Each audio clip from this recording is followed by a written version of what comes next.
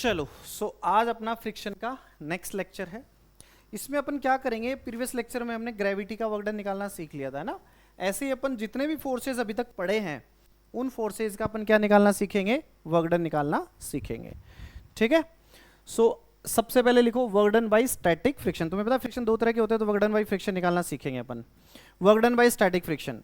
और इसमें देखो मैंने एक लाइन लिखी है, बोलो क्या, कि work done by static friction है वो किसी इंडिविजुअल ऑब्जेक्ट पर उसकी वैल्यू कुछ भी हो सकती है। उसकी वैल्यू 0 हो सकती है, उसकी वैल्यू पॉजिटिव हो सकती है, उसकी वैल्यू नेगेटिव हो सकती है, लेकिन ऑन ए सिस्टम इसकी वैल्यू हमेशा कितनी होगी, 0। क्या तुम इसको विजुलाइज कर सकते हो कि सिस्टम पर इसकी वैल्यू हमेशा 0 क्यों होगी?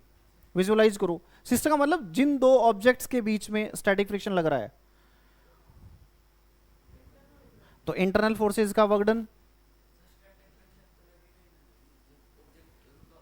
Not necessary.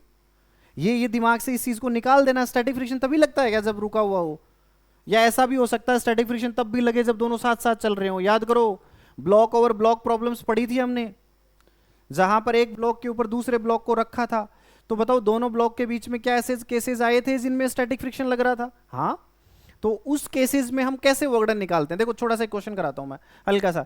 मैंने ये कहा कि भाई साहब ये लो जी, मैंने इस पे लगाया 10 न्यूटन, ठीक है जी, और यहां पर म्यू कितना है 0.3, ये है 5 kg।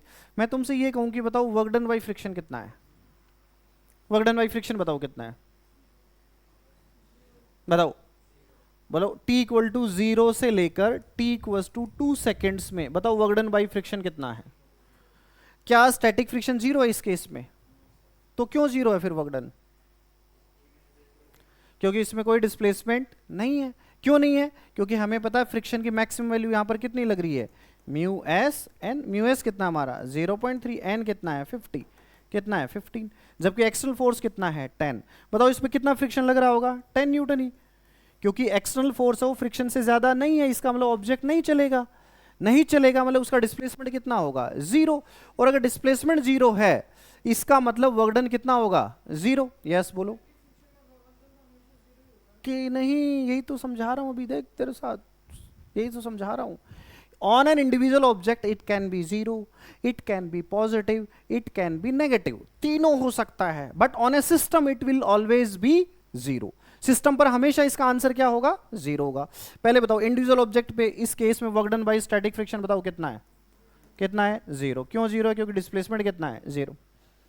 ये सुनो संतोष, तो एग्जांपल को लिख लो कि इस केस में बताओ इंडिविजुअल ऑब्जेक्ट पर स्टैटिक फ्रिक्शन का वर्क डन कितना आया हमारा, 0 आया। क्यों आया? क्यों आया भाई साहब? डिस्प्लेसमेंट कितना है, 0। Even though static friction is acting but still work done by static friction is 0 on this object. And the reason is simple, what? बोलो क्या रीजन है, बताओ। कि कोई डिस्प्लेसमेंट नहीं है। परफेक्ट, चलो बहुत अच्छी बात है। अब मैं एग्जांपल सिखाता हूं जहां पर तुम्हारा स्टैटिक फ्रिक्शन है वो पॉजिटिव वर्क भी करेगा और नेगेटिव वर्क भी करेगा। ठीक है, देखो नेक्स्ट एग्जांपल अपन लेते हैं। मैंने कहा कि एक ब्लॉक लिया मैंने, ठीक है चिंटू, और उस ब्लॉक के ऊपर दूसरा ब्लॉक रख दिया। ये 2 kg का है, ये 1 kg का है, ठीक है जी। अब इस पे मैंने लगा दिया म्यू 0.3, ठीक है, परफेक्ट। और मैंने इस पे लगा दिया भाई साहब 6 न्यूटन का फोर्स, और ये वाली सरफेस स्मूथ है। अब याद करो फ्रिक्शन में यही क्वेश्चन को हम कॉम्प्लिकेटेड मानते थे। अब ये देखो वर्क एनर्जी पावर में आके यही क्वेश्चन क्या बन जाएंगे, उसका एक हिस्सा बन जाएंगे। धीरे धीरे ऐसे हम चैप्टर पढ़ते जाएंगे और हर एक चैप्टर जो तुम्हें टफ लगता जा रहा था धीरे धीरे वो एक छोटा पोर्शन बनता जाएगा आगे वाले चैप्टर के लिए। अब मैं तुमसे ये कहूं कि find out work done by friction, हमें क्या करना है, वर्क डन बाय फ्रिक्शन निकालना है 0 से 2 सेकेंड्स के बीच में, ठीक है चिंटू। ओके जी, हम इसको ध्यान से देखते हैं कि 0 से 2 सेकेंड्स के बीच में फ्रिक्शन कितना वर्क करेगा, हमें ये निकालना है। पहली बात तो ये, हम 0 से, अब हमारे दिमाग में कैसे क्वेश्चंस को प्रोसेस करना है ये समझो ध्यान से। हमें वर्क डन निकालना है, हमें पता है वर्क डन निकालने के लिए पहली बात तो एक हमें ये पता होना चाहिए क्या, फोर्स कितना लग रहा है। दूसरा हमें क्या पता होना चाहिए, डिस्प्लेसमेंट कितना है। दोनों चीजें हमें पता होनी चाहिए। बोलो कौन कौन सी चीजें पता होनी चाहिए? फोर्स पता होना चाहिए और डिस्प्लेसमेंट। अच्छा डिस्प्लेसमेंट हम तब बता सकते हैं जब हमें इनका क्या पता हो, एक्सेलरेशन। अरे क्या पता हो, एक्सेलरेशन। इसका मतलब सबसे पहले हमारा ऑब्जेक्टिव क्या हो गया, क्या निकालना, एक्सेलेरेशन। और वो एक्सेलेरेशन निकालना हमने कहाँ सीखा था बोलो? फ्रिक्शन में। फटाक दे से निकाल दो कितना एक्सेलेरेशन होगा दोनों ब्लॉक का। तो हम कैसे सॉल्व करेंगे बोलो? इस तरह के क्वेश्चन को हम कैसे सॉल्व करते थे? सबसे पहले हम क्या निकालते थे? ए चिपको। ए चिपको का मतलब क्या है? पहले हम ये मान लेते हैं कि दोनों ब्लॉक कैसे चल रहे हो, साथ साथ। ऐसा हम अज्यूम कर लेते हैं। अब देखो, जिस बच्चे ने फ्रिक्शन का लेक्चर नहीं देखा उसको हो सकता है इसमें थोड़ी बहुत प्रॉब्लम हो सकती है ना? जिसको फ्रिक्शन थोड़ी सी कम आती है तो पीछे जाके पहले एक बार फ्रिक्शन के कॉन्सेप्ट को रिवाइज करो, उसके बाद ये वाली चीज बहुत जल्दी से हो जाएगी। तो हम ये मान लेते हैं कि ए चिपको का मतलब होता है कि हम अज्यूम कर लेते हैं कि दोनों साथ साथ चिपक कर चल रहे हैं। अगर ये चिपक कर चल रहे हैं तो सिस्टम पे नेट फोर्स कितने का? न्यूटन का है, 6 न्यूटन। और सिस्टम का टोटल मास कितना है? 3। अगर ये चिपक कर चलेंगे तो इनका एक्सेलरेशन कितना होगा बोलो? 2 मीटर पर सेकंड स्क्वायर। अब हमें ये देखना होता है क्या ये चिपक कर चल सकते हैं या नहीं चल सकते। अब हम चेक करेंगे ये चिपक कर चल सकते हैं या नहीं चल सकते। देखो जी, हम उस ऑब्जेक्ट को स्टडी करेंगे जिस पर मोशन के लिए कौन रिस्पॉन्सिबल है? फ्रिक्शन। बताओ किसका स्टडी करना चाहिए, 1 kg या 2 kg को? बोलो 1, क्योंकि 1 kg को अगर चलाएगा तो कौन चलाएगा? फ्रिक्शन। तो हम इसका क्या निकालते हैं? ए मैक्स। हम ये देखते हैं कि फ्रिक्शन इसको मैक्सिमम कितना एक्सेलरेशन प्रोवाइड करा सकता है। तो उस केस में फ्रिक्शन की हम कौन सी वैल्यू लेंगे? मैक्सिमम अपॉन इसका मास। बताओ फ्रिक्शन की मैक्सिमम वैल्यू कितनी होगी? बोलो जी, म्यू एस एन। कितनी होगी? Mu s N. तो इस जगह म्यू एस की वैल्यू कितनी है? 0.3। और इस जगह क्या नॉर्मल लेंगे? नीचे वाला नॉर्मल लेंगे कि ये वाला? ये वाला, क्योंकि हमें ये वाला फ्रिक्शन निकालना है। तो जिस सरफेस का फ्रिक्शन निकालते हैं नॉर्मल भी उसी का लेते हैं। नॉर्मल बोलो कितना आ जाएगा? 10। तो कितना आ गया? 3 न्यूटन अपॉन इसका मास। बोलो कितना आ गया? 3। इसका मतलब ऊपर वाले ब्लॉक का मैक्सिमम एक्सेलरेशन वो कितना हो सकता है? 3। इनको चिपक कर चलने के लिए कितना चाहिए? 2। तो ये चिपक कर चलना चाहेगा कि अलग अलग चाहेगा? चिपक कर, क्योंकि इसके एक्सेलरेशन के लिए रिस्पॉन्सिबल कौन है? फ्रिक्शन। तो फ्रिक्शन क्या चाहता है? दोनों कैसे रहे? चिपक कर। तो वो अपने आप को एडजस्ट करेगा पूरा ना लग कर। तो हम कहेंगे कि दोनों चिपक कर चल रहे हैं। दोनों चिपक कर चल रहे हैं, इसका मतलब A1 बराबर A2 is equal to what? 2 meter पर सेकंड स्क्वायर। दूसरी बात, बताओ कितना फ्रिक्शन लग रहा होगा? हम एफबीडी बना लेंगे किसी भी एक का, 1 kg। अब अगर ये इसके साथ चिपक कर चल रहा है मतलब इसका एक्सेलरेशन कितना है? 2। तो बताओ इसको 2 एक्सेलरेशन देने के लिए फ्रिक्शन कितना चाहिए हमें? मास इंटू एक्सेलरेशन, क्योंकि इस पे और कोई तो फोर्स लग नहीं रहा है। ये मैं थोड़ा सा क्विकली इसलिए बता रहा हूं क्योंकि फ्रिक्शन में ऑलरेडी पढ़ चुके हैं। हमें वर्क डन निकालना है तो पहली बात तो हमें पता होना चाहिए इसमें बताओ कौन सा फ्रिक्शन एक्ट कर रहा है दोनों ब्लॉक्स के बीच में, स्टैटिक की काइनेटिक? कैसे पता चला? अरे चिपक कर चल रहे हैं। चिपक कर चलते तभी हैं जब कैसा वाला फ्रिक्शन हो? कौन से वाला फ्रिक्शन हो? स्टैटिक। कौन से वाला हो? स्टैटिक। इसका मतलब ये है कि अगर स्टैटिक फ्रिक्शन लग रहा है, और स्टैटिक फ्रिक्शन की कोई फिक्स वैल्यू होती है कि रेंज होती है? रेंज कहां से कहां तक? 0 से लेकर मैक्सिमम तक। बोलो कितना लग रहा है इस पर्टिकुलर क्वेश्चन में? कितना लग रहा है? 2। तो हमें यह पता चल गया कि बताओ कि इस वाले ऑब्जेक्ट पर फ्रिक्शन कितना है? कितना है बोलो? 2 न्यूटन। कितना है? 2 न्यूटन। सेकेंड ऑब्जेक्टिव हमारा क्या होता है बताओ? डिस्प्लेसमेंट निकालना। सेकेंड ऑब्जेक्टिव क्या होता है? डिस्प्लेसमेंट निकालना। तो बताओ भाई साहब 1 kg पर देखो किधर लग रहा है फ्रिक्शन? आगे। और 2 kg पे अगर हम फ्रिक्शन की डायरेक्शन देखेंगे तो बताओ किधर लग रही होगी? पीछे। और दोनों के दोनों किधर जा रहे हैं? आगे की साइड। एक बात बताओ मुझे, इस पर फ्रिक्शन वर्क करेगा वो पॉजिटिव करेगा कि नेगेटिव? पॉजिटिव, क्योंकि फ्रिक्शन किधर है? इस पर आगे। और एक्सेलरेशन भी किधर है? आगे। इस पर बोलो, इस पर फ्रिक्शन किधर है बोलो? पीछे। और इसका डिस्प्लेसमेंट किधर होगा? आगे। तो इस पर वर्क डन कैसा होगा? पॉजिटिव कि नेगेटिव? नेगेटिव। देखो दोनों पर ही कौन सा फ्रिक्शन लग रहा है? स्टैटिक।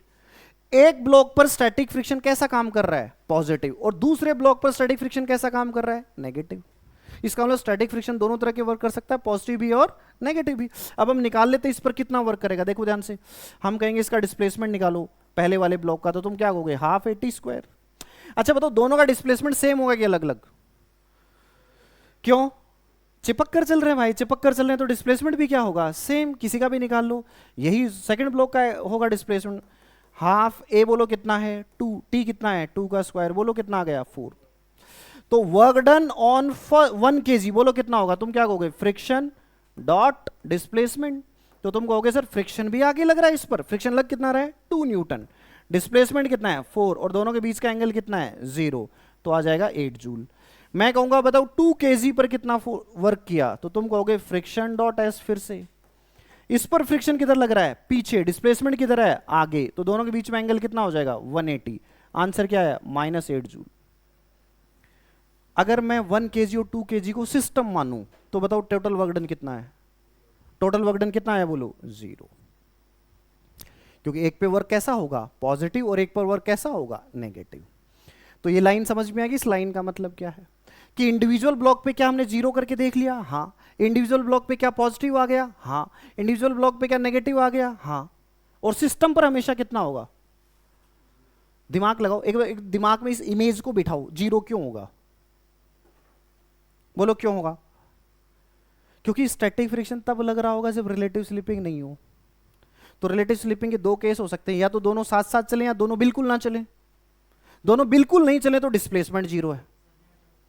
दोनों अगर बिल्कुल ही नहीं चल रहे, इसका मतलब डिस्प्लेसमेंट कितना है? 0। तो उस केस में तो इंडिविजुअल ब्लॉक पे भी 0 है, सिस्टम पे भी 0 है। दूसरे केस में अगर चिपक कर चल रहे हैं तो दोनों पर फ्रिक्शन की डायरेक्शन सेम होगी कि अलग होगी?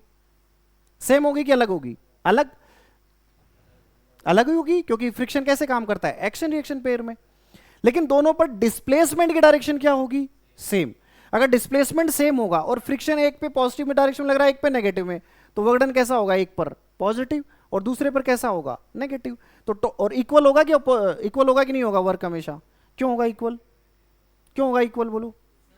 फोर्स सेम है, डिस्प्लेसमेंट का मैग्नीट्यूड भी सेम है, फोर्स का मैग्नीट्यूड भी सेम है, सिर्फ अंतर किस बात का है? डायरेक्शन। तो एक पर पॉजिटिव वर्क करेगा, एक पर नेगेटिव वर्क करेगा, तो टोटल वर्क डन कितना होगा? 0। तो स्टैटिक थोड़ी लगेगा गधे। लिख लो इसको।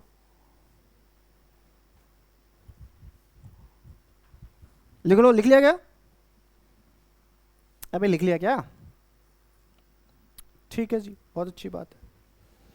आगे बढ़ूं तो क्या इस लाइन का मतलब समझ में आ गया तुम्हें?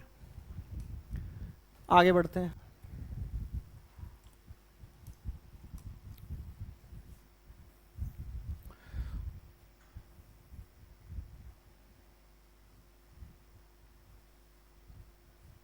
उल्टे जेस्चर है इसमें,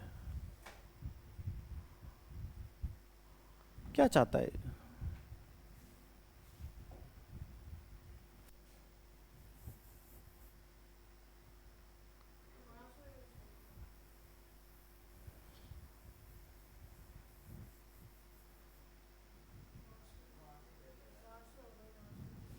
कहाँ से होगा? पेन है वो तो। अरे छोड़ो ना। अरे तो ठीक है, ठीक है, ठीक है।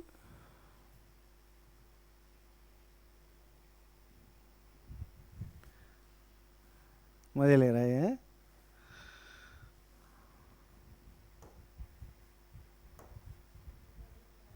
हैंग हो गया ये।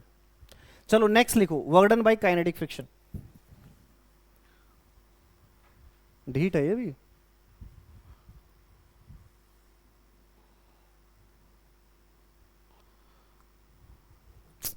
हैंग हो गया। Work done by kinetic friction, दिमाग लगाओ, work done by kinetic friction कैसा होगा बोलो? दिमाग से सोचना है तुम्हें। है जी? किन का सम 0 नहीं होगा?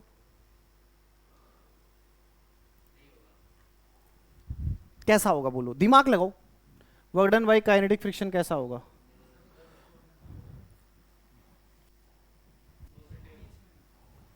क्या? अबे ये अलग चीज है। दिमाग दिमाग सोचो, एग्जाम्पल लेके सॉल्व कर लेते इतनी देर में। तो जब भी कोई स्टेटमेंट आए और तुम्हें आंसर ना पता हो तो एग्जाम्पल लेके सॉल्व कर लिया करो।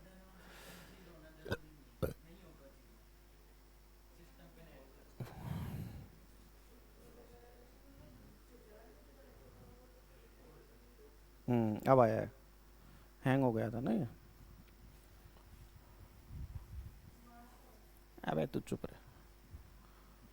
हैंग हो गया था। लिखो, work done by kinetic friction लिखो।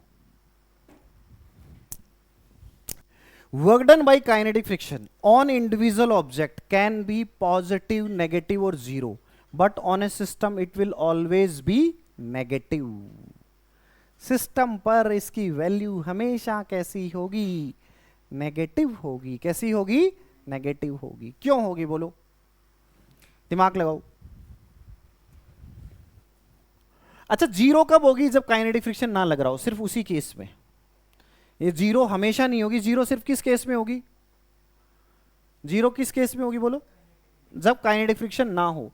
अगर पता चल गया कि काइनेटिक फ्रिक्शन लग रहा है, उस केस में जीरो होना पॉसिबल नहीं है। उस केस में इंडिविजुअल एक ऑब्जेक्ट पे पॉजिटिव वर्क करेगा और एक ऑब्जेक्ट पर नेगेटिव वर्क करेगा। But on a system it will always do negative work. बोलो क्यों? एग्जाम्पल समझो। जैसे मैंने एक ब्लॉक रखा, देखो ध्यान से, 2 kg का ब्लॉक है, ठीक है जी। मैंने इस पे 10 न्यूटन का फोर्स लगा दिया। मैंने यहां पर कहा म्यू इज इक्वल टू 0.3 है।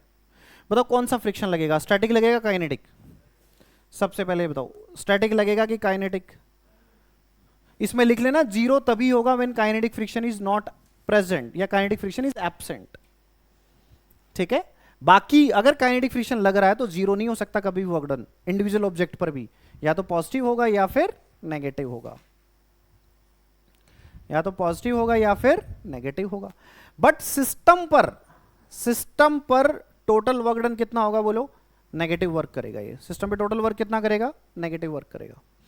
परफेक्ट। सुनो ध्यान से, अब मैं इस पे कहूंगी बताओ कितना वर्क डन करा। मैंने कहा टी इक्वल टू 0 से लेकर टी इक्वल टू 2 सेकेंड्स में वर्क डन निकालो। कितना है बताओ काइनेटिक फ्रिक्शन का? बोलो कितना है? तुम क्या कहोगे? इसका क्या निकालोगे? रिटार्डेशन। रिटार्डेशन है कि एक्सेलरेशन है? इसके अंदर एक्सेलरेशन है। बोलो कितना होगा? बोलो A is equal to net force minus friction force upon मास।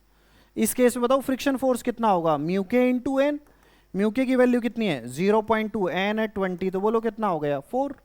तो कितना आ जाएगा? 10 माइनस 4 अपॉन 2। बोलो कितना आ जाएगा? 3 मीटर पर सेकंड स्क्वायर। तो हम कहेंगे बताओ भाई साहब 2 सेकंड में कितना चल जाएगा? इनिशियल वेलोसिटी तो 0 है, तो हाफ ए कितना है? 3 और टी का स्क्वायर कितना है? ये तो कितना आ गया? 6। मैंने पूछा work done by friction. Work done by friction का होगा तो फ्रिक्शन फोर्स कितना लग रहा है? 4। डिस्प्लेसमेंट कितना है? 6। एंड एंगल कितना है बोलो? 180 डिग्री। तो कितना आ जाएगा? -24। देखो अपने आप माइनस आ गया ना? आया कि नोट आया? इस ऑब्जेक्ट पर भी कैसा वर्क करा उसने? नेगेटिव। अगर मैं इसको और ग्राउंड को सिस्टम मानूं तो उस पर वर्क डन कितना है? बताओ कितना है? कितना है बोलो? सिस्टम आने तब भी कितना है? नेगेटिव। क्योंकि ग्राउंड पे बताओ इसने कितना वर्क किया? 0, क्योंकि ग्राउंड का कोई डिस्प्लेसमेंट नहीं है। उसमें फोर्स तो लगाई है लेकिन ग्राउंड का कोई डिस्प्लेसमेंट नहीं है, तो उस पर वर्क डन कितना करा इसने? 0। अरे यस नो चिंटोश, यस नो भाई साहब। अच्छा क्या ये पॉजिटिव वर्क भी कर सकता है? दिमाग लगाओ। इंडिविजुअल ऑब्जेक्ट पे क्या ये पॉजिटिव वर्क कर सकता है? इंडिविजुअल ऑब्जेक्ट पे? अबे ऊपर लाइन लिख तो रखी है भाई। एग्जाम्पल? अरे तो 2 ब्लॉक में भी एक इंडिविजुअल ब्लॉक पे तो काइनेटिक फ्रिक्शन पॉजिटिव वर्क कर सकता है या नहीं कर सकता है? एग्जाम्पल लो, जल्दी से लो। मैंने 2 ब्लॉक सिस्टम ले लिया जी। ये लो जी, मैंने कहा ये 2 kg है, ये 1 से 1 kg है।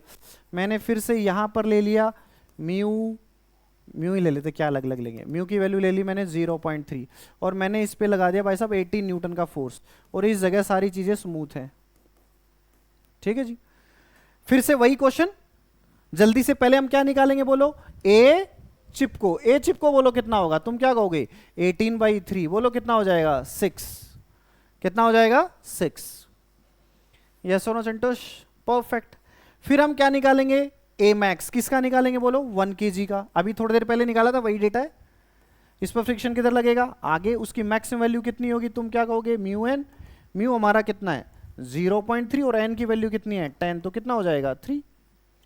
अरे ये सोना संतोष, तो इसका मैक्सिमम एक्सेलरेशन बोलो कितना हो जाएगा? ए मैक्स। तुम क्या कहोगे? 3/1 कितना आ गया? 3। चिपक कर चलने के लिए कितना एक्सेलरेशन चाहिए? 6। क्या ये चिपक कर चलेंगे? नहीं। दोनों कैसे चलेंगे? सेपरेटली चलेंगे। अगर ये सेपरेटली चलेंगे तो हम कहेंगे 1 kg तो मैक्सिमम एक्सेलरेशन से जाएगा अपना। इसका एक्सेलरेशन तो कितना होगा? 3। और अगर मैं 2 kg की बात करूं तो 2 kg पे आगे की तरफ कितना फोर्स लग रहा है? 18। पीछे की तरफ कितना लग रहा है? बोलो कितना लग रहा है? म्यू के एन। अरे ये सोनो संतोष, इसका एक्सेलरेशन किधर होगा? आगे। तो A2 कितना आ जाएगा बोलो? 18 - 3/2। बोलो कितना आ जाएगा? 15/2। इसका एक्सेलरेशन कितना होगा? 1 kg का, इतना ही होगा। अब बताओ दोनों का डिस्प्लेसमेंट सेम कि अलग? काइनेटिक फ्रिक्शन लगेगा तो दोनों का डिस्प्लेसमेंट सेम होगा कि अलग होगा? एक बार इस डेटा को छोड़ो, वैसे दिमाग लगाओ, किसका डिस्प्लेसमेंट ज्यादा होगा काइनेटिक फ्रिक्शन में? नीचे ऊपर से नहीं, वैसे सोचो, जो मोशन को सपोर्ट कर रहा होगा कि अपोज कर रहा होगा? तुम सोचो काइनेटिक फ्रिक्शन कब लगता है? जब दो ऑब्जेक्ट के बीच में क्या हो रही हो? स्लिपिंग। जब दो ऑब्जेक्ट्स के बीच में क्या हो रही हो? स्लिपिंग। अगर दो ऑब्जेक्ट के बीच में स्लिपिंग हो रही है और इनके बीच में काइनेटिक फ्रिक्शन लग रहा है, तो काइनेटिक फ्रिक्शन किसी एक की मोशन को तो सपोर्ट कर रहा होगा और किसी दूसरे की मोशन को क्या कर रहा होगा? अपोज। अरे ये सुनो चंटुश, अगर ये दो ब्लॉक ऐसे रखे हुए हैं तो तुम सोचो, जो सपोर्ट जिसको कर रहा है वो इसके साथ नहीं चल पा रहा, इसीलिए तो काइनेटिक फ्रिक्शन लग रहा है।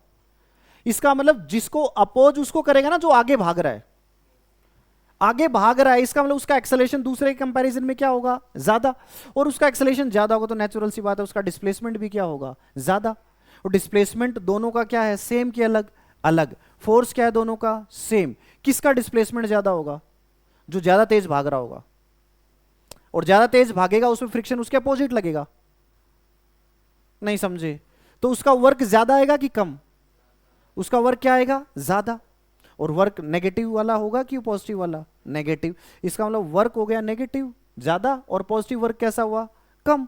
तो ओवरऑल वर्क डन कितना हो जाएगा? नेगेटिव। इसको हम यहां से समझ भी लेते हैं, देखो ध्यान से, इसमें इसका एक्सेलरेशन ज्यादा है तो उसी टाइम फ्रेम में t इक्वल टू 0 से 2 में ये क्या चलेगा?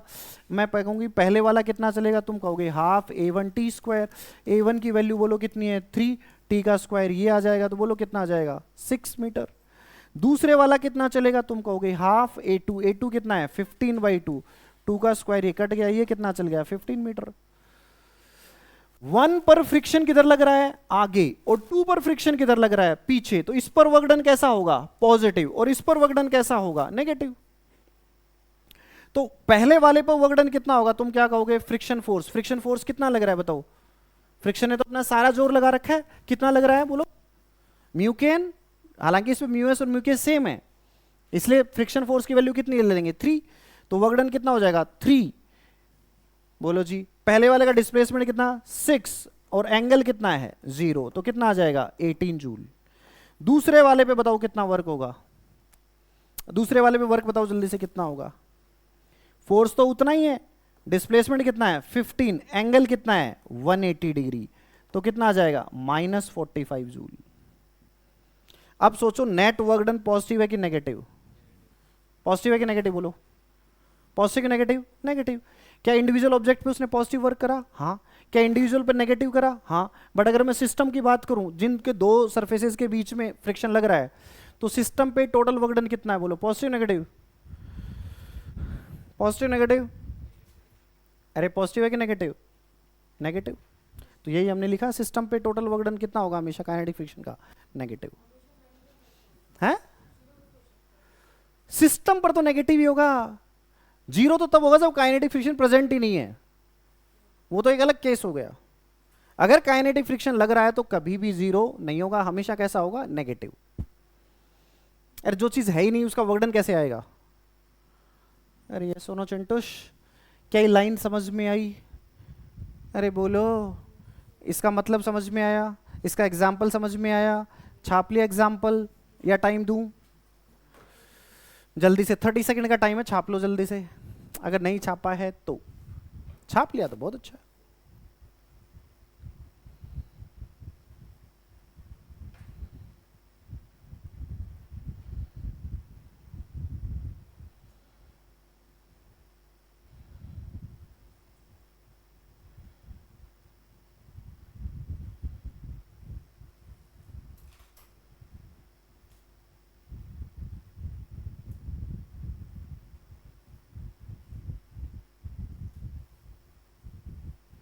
छप गया?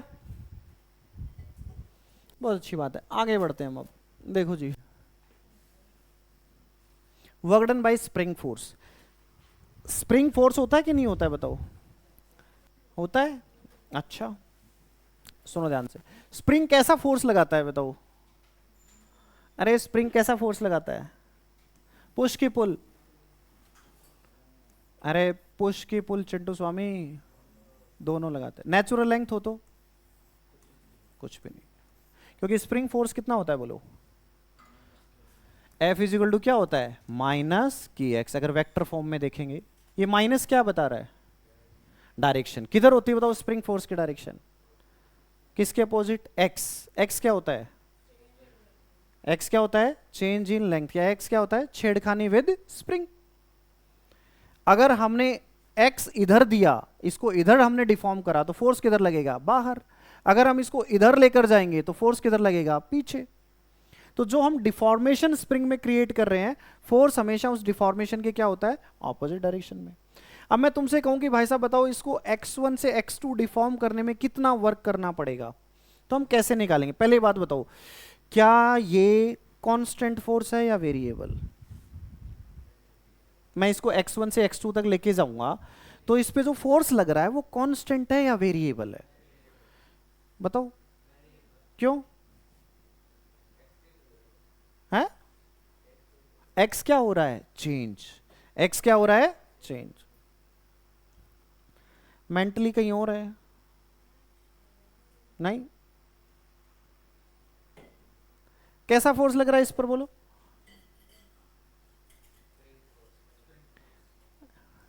वेरिएबल है कि कांस्टेंट है, वेरिएबल है कांस्टेंट है, ओके जी, बहुत अच्छी बात, ठीक है। अगर मैं इसको हल्का सा, अब ऐसे क्वेश्चन को हम कैसे सॉल्व करते हैं, जब भी हमारा वेरिएबल का केस है, लेट्स से मैंने है ना इसको x क्या कर दिया, x मैंने इसको क्या कर दिया, डिफॉर्म कर दिया यहां से यहां तक, ठीक है जी।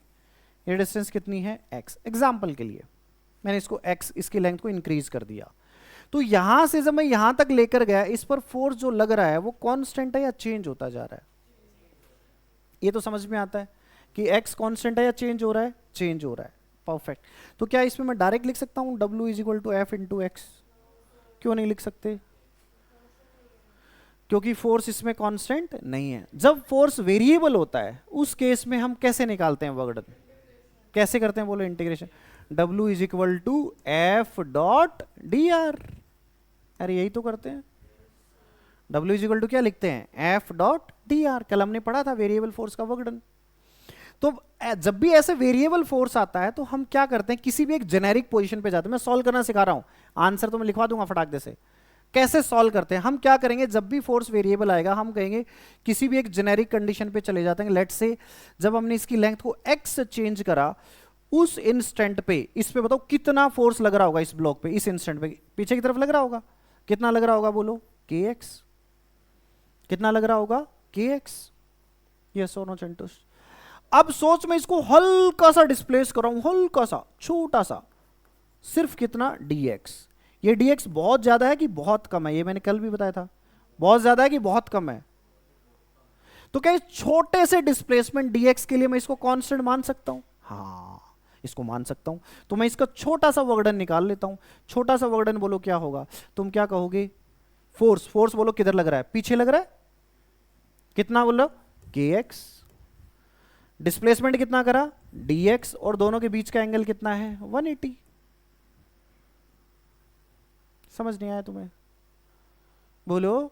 इस x से इसको सिर्फ dx डिस्प्लेस करना, सिर्फ इतना सा डिस्प्लेस करना है, तो उस छोटे से डिस्प्लेसमेंट में टोटल कितना वर्कडन करना पड़ेगा, तुम कहोगे kx। ये तो फोर्स हो गया, this is what, force, this is what, displacement, और this is what, cos theta. Yes और नो चंटूस। अब मुझे बताओ, ये W है, ये स्केलर क्वांटिटी है कि वेक्टर क्वांटिटी है, स्केलर। तो हमें कंपोनेंट लेने की कोई जरूरत नहीं, कोई डायरेक्शन होगी नहीं, इसलिए हम डायरेक्ट ऐड कर सकते हैं। तो कोई भी चीज जिसको हम डायरेक्ट ऐड कर सकते हैं तो उसका डायरेक्ट हम इंटीग्रेशन कर सकते हैं। डायरेक्ट इंटीग्रेशन कर दिया मतलब हमारा क्या आ जाएगा, kx dx cos 180 कितना होता है, -1। तो माइनस कहाँ जाएगा, बाहर, अंदर क्या बच गया, x dx। लेट से उसका इनिशियल डिफॉर्मेशन था x इनिशियल, और फाइनल डिफॉर्मेशन कितना है, xf। तो लिमिट रख दो, माइनस की x का बोलो इंटीग्रेशन क्या होगा, x square by 2, x initial से लेकर x फाइनल तक। तो बोलो वर्कडन कितना आ जाएगा, -½ के x फाइनल का स्क्वायर माइनस x इनिशियल, या माइनस को मैं अगर अंदर ले जाऊंगा तो क्या आ जाएगा, ½ के x इनिशियल का स्क्वायर माइनस ½ के x फाइनल का स्क्वायर। ये हमारा आंसर आ जाएगा। हाँ लिमिट में नहीं रखेगा क्या? क्या? किन के बीच का? ये फाइनल पोजीशन है यहाँ से यहाँ तक, यहाँ तक का तो वर्कडन इतना ही है। ये तो कुछ भी हो सकता है, जेनेरिक लिया है। x1 मेरा यहाँ से भी हो सकता था, कंप्रेशन से लेके मैं इलोंगेट कर रहा हूँ, कुछ भी कर सकता हूँ मैं स्प्रिंग की लेंथ में चेंज। x1 मतलब मेरा इनिशियल लेंथ क्या है, क्या ये जीरो भी हो सकती है? हाँ, अगर स्प्रिंग स्टार्टिंग में क्या हो। अब देखो इस x इनिशियल और x फाइनल को क्या लेना, दोनों ध्यान से, इसमें खूब सारे परमुटेशन कॉम्बिनेशन हो सकते हैं। सुनो ध्यान से, इधर देखो, मैं कहूं कि यहां से अगर मेरा इनिशियल पोजीशन में इसको मान के चलूं नेचुरल लेंथ को, तो बोलो x इनिशियल क्या हो जाएगा? जीरो। x है ये लेंथ है या चेंज इन लेंथ है? अरे x था, ये क्या है, लेंथ है या चेंज इन लेंथ है? तो ये लिमिट जो हम रख रहे हैं x इनिशियल x फाइनल, ये स्प्रिंग की लेंथ लिख रहे हैं या स्प्रिंग की चेंज इन लेंथ है? उसके साथ छेड़खानी है बेसिकली। x इनिशियल मतलब इनिशियली हमने कितनी छेड़खानी उसके साथ कर रखी थी, x फाइनल मतलब फाइनली हमने उसके साथ कितनी छेड़खानी कर रखी है। अरे ये सुनो चंटुश, इसका मतलब मान लो स्प्रिंग, सुनो ध्यान से सुना, इधर देखो, ये स्प्रिंग थी, ये नेचुरल लेंथ है। मान लो ये यहां से स्टार्ट कर रहा हूं मैं, ठीक है, और मैं इसको ऐसे इलोंगेट करके ले गया और वापस यहीं ले आया। एक्स इनिशियल कितना?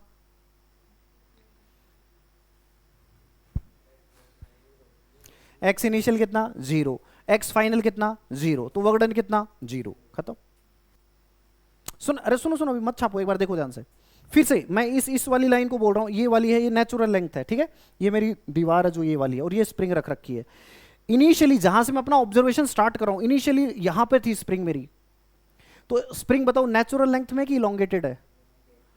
तो एक्स इनिशियल क्या लोगे, ये एक्स नॉट थी लेट से, तो क्या लोगे एक्स इनिशियल? X not. और मैं इसको और फर्दर आके लेके गया, तो एक्स फाइनल क्या लोगे? जो भी डिस्टेंस होगी वो लोगे। वो जो डिस्टेंस लोगे वो यहां से लोगे कि नेचुरल लेंथ से लेनी है? क्योंकि एक्स इनिशियल और एक्स फाइनल इज व्हाट? छेड़खानी in the natural length of spring. समझ नहीं आया यार तुम्हें? अच्छा सुनो ध्यान से, वो और देखो, देखो ये फिर से नेचुरल लेंथ, अरे देख ले इधर, बट ये दीवार है, सुनो ये नेचुरल लेंथ है। हो सकता है कि मेरी स्प्रिंग है ना ऐसे पहले से ही कंप्रेस थी। अब बताओ एक्स इनिशियल है वो नेगेटिव लोगे कि पॉजिटिव? नेगेटिव की पॉजिटिव? नेगेटिव लोगे। लेकिन पता क्या है हमारे फॉर्मूले में क्या आ रहा है? स्क्वायर। तो नेगेटिव लेंगे तो भी ऑटोमेटिकली क्या बन जाएगा? पॉजिटिव। तो हमें उसमें टेंशन लेने की जरूरत नहीं है। नहीं समझे? वो कहेगी मैंने इसको इतना कंप्रेस कर रखा था, इनिशियली उसने कंप्रेस कर रखा, फाइनली वो इलोंगेट कर रहा है। समझ नहीं आ रहा यार? समझ में आया कि नहीं आया? तो क्या ये इस बात पर डिपेंड कर रखा है कि कंप्रेस था कि इलोंगेट था? नहीं। क्यों? वर्कडन क्यों नहीं कर रहा है इस बात पर डिपेंड? क्योंकि हमारे उसमें क्या आ रहा है? स्क्वायर। तो हमें प्लस माइनस की टेंशन लेने की जरूरत बिल्कुल नहीं है।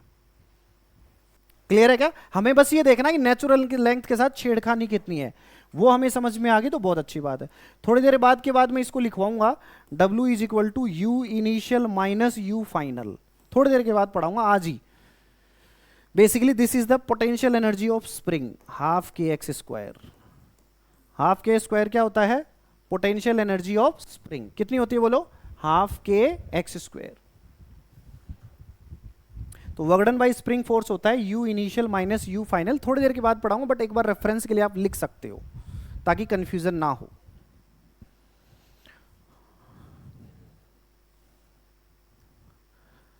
Half k x square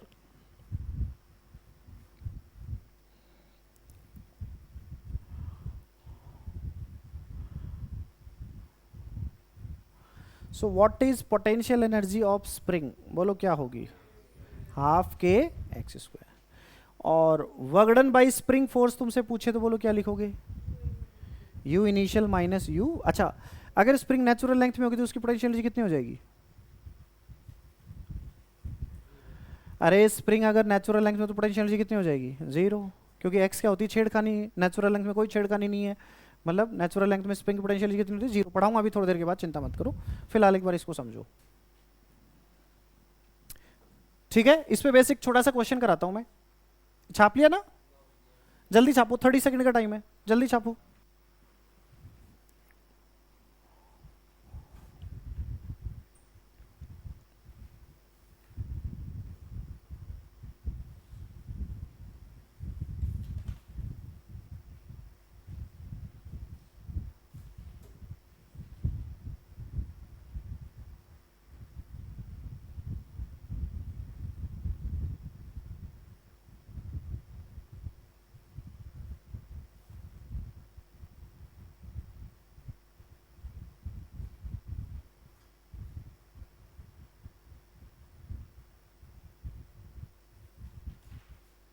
so work done by spring force क्या होगा,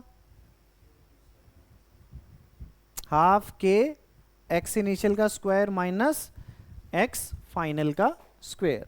चलो जी एक छोटा सा क्वेश्चन करते हैं, लिखो जी, लिख लो डेटा से डायरेक्ट ऐसे लिख लो। ये नेचुरल लेंथ की पोजीशन है, इनिशियली स्प्रिंग यहां पर है, मैंने डायग्राम बना रखा है बस तुम समझ जाना। ये है 5 मीटर और फाइनली स्प्रिंग यहां से है 15 मीटर, ठीक है। के की वैल्यू दे रखी है 100 न्यूटन पर meter. Find out work done to take spring from position A to position B. Question ये है, find out work done to take spring from position A to position B. करो जी सॉल्व।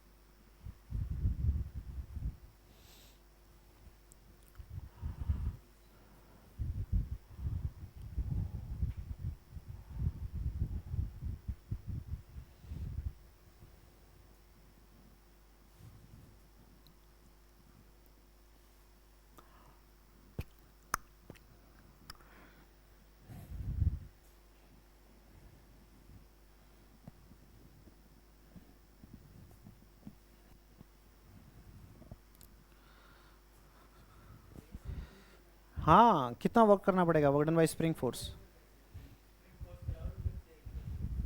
सिर्फ spring force का ही work done पूछा है मैंने, बाकी कुछ भी हो रहा हो तुम्हें क्या करना है। किसी एक फोर्स का वर्क डन किसी दूसरे फोर्स की प्रेजेंस उससे डिपेंड थोड़ा ना कर रहा है भैया, सिर्फ स्प्रिंग फोर्स का वर्क डन निकालो। किस किस को डांट पड़ने पे बुरा लगता है, किसी को नहीं लगता है, बुरा तो लगना चाहिए, ये तो इसका मतलब ढीठ हो तुम्हें डांट पड़ने में बुरा ही नहीं लगता है। टीचर्स से और कौन पटकेगा, घर पे वहां भी बुरा लगता है, एक बार लगना चाहिए, लेकिन डांट जिस चीज के लिए पड़ी है वो दोबारा रिपीट नहीं होनी चाहिए। लेकिन उसके बाद ये नहीं कि बुरा मुंह बना के बैठे हुए हो, डांट पटक दी तो। हमारे केमिस्ट्री के टीचर थे, 11th-12th की बात है, बताया था कि मैंने डांट पड़ने का ना, वो दूसरे से, वो डांट थोड़ी पटकी थी, उन्होंने तो बेइज्जत किया था मेरे को। एक और केमिस्ट्री के सर थे 11th-12th में, तो इस एज में क्या होती है, ईगो बहुत होती है। 15 से 17 साल के बच्चे की ईगो सबसे बड़ी होती है, हाँ सबसे हाईएस्ट ईगो इसी एज में होती है। तो मेरे को केमिस्ट्री के सर ने डांट दिया ऐसे ही, कोई बात पे गलती मेरी थी या थोड़ी सी थी, पूरी तो नहीं थी, थोड़ी सी थी, डांट दिया अच्छे वाला बढ़िया से। तो मैंने 1.5 महीने तक उन सर से बात नहीं की, सच हकीकत बात है, सही में हुई, इस ईगो में कि मेरे को डांट कैसे दिया। मतलब क्लास में अगर कहीं पढ़ा भी रहे हैं समझ में नहीं भी आया ना तो मैंने पूछा नहीं उनसे, उस समय लगा कि मैं सही कर रहा हूँ। इस समय हर बच्चे को लगता है जो वो कर रहा है बिल्कुल सही कर रहा है, एकदम सही दिमाग लगा लगा के, लेकिन बाद में रियलाइज हुआ कि वो मेरी मिस्टेक थी, कि ऐसे नहीं करना चाहिए। हमारे दूसरे मैथ्स के सर थे कौशिक जी, मस्त आदमी, यूपी के थे, बढ़िया एकदम ऐसे बढ़िया पान खाते थे। उन्होंने बिठा के समझा, अरे बेटा क्यों टेंशन ले, तो मैंने बताया कि सर ऐसे डांट दी, मेरी गलती भी नहीं थी। अरे तो क्या हो गया, बड़े प्यार से समझाया उन्होंने, उनका थोड़ा जोली मूड था लगी। फिर पूछना स्टार्ट हुआ, फिर जिन सर को, उन सर को पता चला, उन्होंने बुला के बोले यार इतनी बड़ी बात, मैं तो फिर डांटूंगा तेरे को। फिर बोला हाँ सर डांट लूँ, क्योंकि उन सर ने समझा दिया कि डांटने से कभी तुम्हारी भलाई के लिए डांटा जाता है, कभी भी ऐसे नहीं डांटा जाता। तो कभी भी कोई भी टीचर तुम्हें डांटे उसको दिल पे मत लो, एक बार लो, जो गलती करे उसको दोबारा ना करो, लेकिन फिर भूल जाओ उसको। करो जी इस क्वेश्चन को सॉल्व करो। बताओ क्या होगा work done by spring force, क्या कहोगे बोलो? हाफ के एक्स इनिशियल का स्क्वायर माइनस एक्स फाइनल। के कितना है बोलो? 100। एक्स इनिशियल क्या लेंगे? 5 की -5 अगर वैसे देखें, बट प्लस लिख दोगे भी कोई फर्क क्यों नहीं पड़ेगा, क्योंकि स्क्वायर है। एक्स फाइनल क्या लेंगे? 10 का स्क्वायर। किस किस ने 15 ले लिया? एक्स फाइनल किस किस ने 15 लिया? किसी ने नहीं लिया। 1 2 3। एक्स फाइनल क्या लेंगे भाई साहब? 10। अरे नेचुरल लेंथ से छेड़खानी देखते हैं, मैंने लिखवाया था लिमिट में जो लिखा होता है वो क्या होता है? नेचुरल लेंथ के साथ कितनी छेड़खानी की है। नेचुरल लेंथ तो ये है ना, तो यहां से कितनी डिस्टेंस है, वो कितनी है? 10 फाइनली। ठीक है, बस खत्म। तो कितना आ जाएगा? 50 इंटू 25 माइनस 100, तो -75 इंटू 50 जूल। अब जो भी आंसर ले आना। समझ गए ना भाई साहब? कर लोगे ऐसे work done by spring force की नहीं कर पाओगे? कर लोगे? चलो आगे बढ़ो। परफेक्ट। अब अपन पढ़ेंगे, बहुत इंपॉर्टेंट कॉन्सेप्ट है, बहुत सारी जगह पे यूज होगी, जिसका नाम है, हेडिंग लिखो, कंजर्वेटिव फोर्सेस। क्या होता है? Conservative forces. Conservative forces.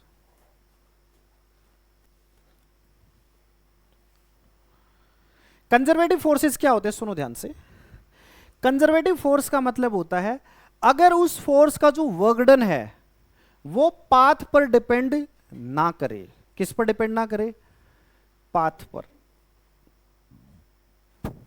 Path पर डिपेंड ना करे।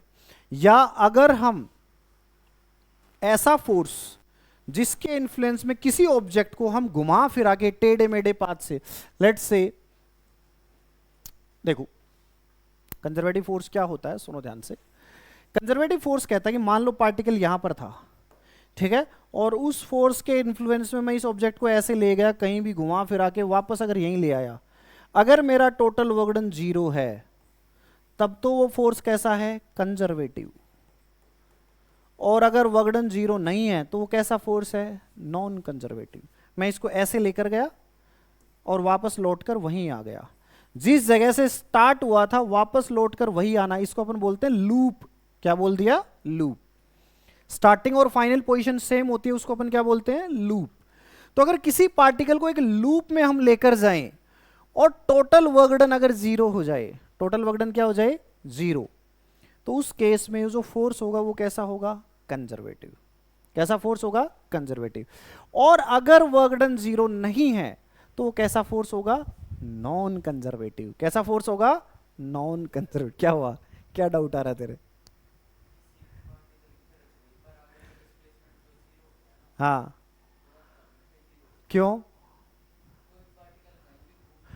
क्या फोर्स कांस्टेंट है इसमें? एफ डॉट एस कब लगा सकते हो? इसमें तो डायरेक्शन चेंज होती जा रही है ना हर जगह। अरे ये सोनो चंटुश है। अच्छा, integration F dot D S गधेलाल। अरे तो रुक तो सही, ये तो छोटा सा डिस्प्लेसमेंट है ना, ये कांस्टेंट होता है इसलिए एफ बाहर आ जाता है, और इंटीग्रेशन डी आर को हम लिख देते हैं क्या? Total displacement. समझ में आया? जो हम एफ डॉट एस आए वो कैसे आया समझाता हूं मैं तुम्हें। देखो जी, पहली बात ये समझ में आया क्या? इस पे आता हूं मैं। क्लियर है क्या भाई साहब? इसी डेफिनेशन को हम दूसरी टर्म्स में कैसे लिख सकते हैं? कैसे लिख सकते हैं बताओ? कैसे लिख सकते हैं कि अगर किसी फोर्स का वर्क डन किस पर डिपेंड ना करे? पाथ पर डिपेंड ना करे।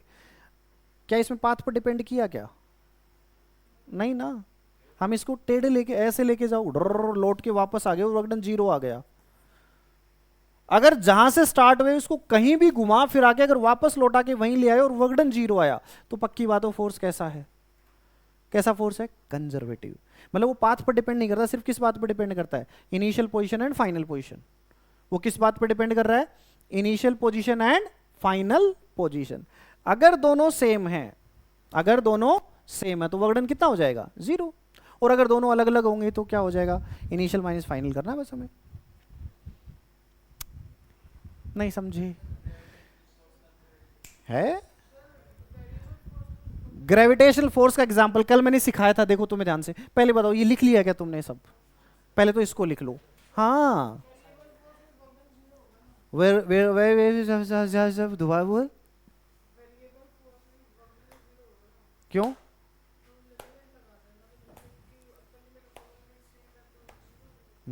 बट जरूरी थोड़ी जिस तरह से ये वेरिएबल तो मैंने स्प्रिंग लिया है, स्प्रिंग फोर्स तो होता है कंजर्वेटिव। तभी तो देख एग्जांपल में लिख रखा है, gravitation force, spring force, magnetic force, electrostatic force, ये सारे फोर्स कैसे हैं? कंजर्वेटिव। हाँ जी, थोड़ा सा जोर से बोल, मेरे कानों तक पहुंच जाए। हाँ हो सकता है। फ्रिक्शन,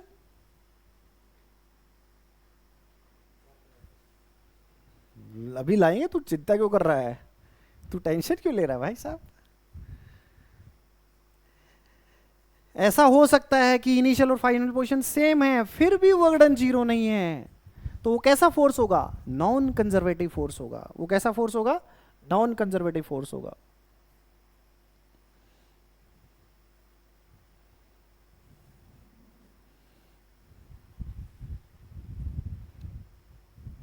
तो कंजर्वेटिव फोर्स की कितनी डेफिनेशन होगी? दो। अगर क्लोज लूप में जा रहे हैं तो वर्क डन जीरो होना चाहिए, अगर क्लोज लूप में नहीं है तो पाथ पर डिपेंड नहीं करना चाहिए, सिर्फ इनिशियल और फाइनल पोजीशन पर डिपेंड करना चाहिए। याद करो मैंने तुम्हें कल एक एग्जाम्पल करवाया था, मैंने कहा था लास्ट एग्जाम्पल कल के लेक्चर का, बताओ क्या था? मैंने कहा था ना, ये एच हाइट पर लेके जा रहा हूं, चाहे मैं इसको यहां से ऐसे लेकर जाऊं, चाहे मैं इसके अलोंग लेकर जाऊं, वर्क डन बाय ग्रेविटेशन क्या आएगा? सेम। चाहे पाथ 1 से जाओ चाहे पाथ 2 से। इसमें देखो मैं ऐसे उठा के ड्रर लेकर गया, एक इसमें मैं सीधे ले जा रहा हूं, हैं? हाँ हाँ, वैल्यू चेंज होने से क्या, टोटल तो जितनी इधर जाते वक्त चेंज होगी आते वक्त भी तो होगी। जितना नेगेटिव इसके ऊपर जितना पॉजिटिव वर्क कर रहा है उतना नेगेटिव कर रहा है, इफेक्टिवली कितना हो जाएगा? जीरो। भाई इस थ्रेशोल्ड से ऊपर जाएंगे, तो ऊपर जा रहे हैं हम ऐसे डर्रर्र, तो एम जी किधर लग रहा है? नीचे। डिस्प्लेसमेंट किधर है? ऊपर। वर्क डन कैसा होगा? नेगेटिव। तो जितना ऊपर गए वापस नीचे भी तो आ रहा है, तो एम जी किधर है? नीचे। एच किधर है? नीचे। तो वर्क डन कैसा हो जाएगा? पॉजिटिव। तो नेगेटिव और पॉजिटिव एक दूसरे को क्या कर देंगे? कैंसिल। इफेक्टिवली तो यहां तक का ही वर्क डन होगा उसके पास। क्या? पहली बात तो हम mg को कांस्टेंट मान के चलते, बाकी वेरिएबल होगा तब भी नहीं करेगा। पढ़ाऊंगा मैं ग्रेविटेशन में, चिंता क्यों कर रहा है?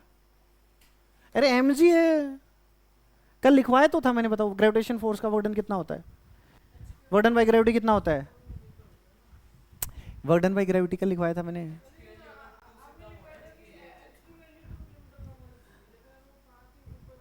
अरे तो उस केस में ये फॉर्मूला नहीं लगाएंगे mgh, तब उस केस में बताओ। चलो ठीक है, तुमने पूछ लिया तो मिटा दोगे इसको? जल्दी छापो यार, धीरे धीरे छापते हो तो तुम।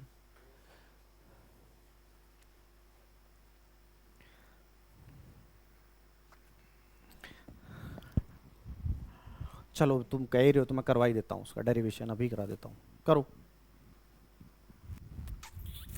हाँ क्या? तो क्या हो गया, वेरिएबल होगा उससे क्या फर्क पड़ेगा, आंसर तो सेम ही आएगा। चिंता मत करो।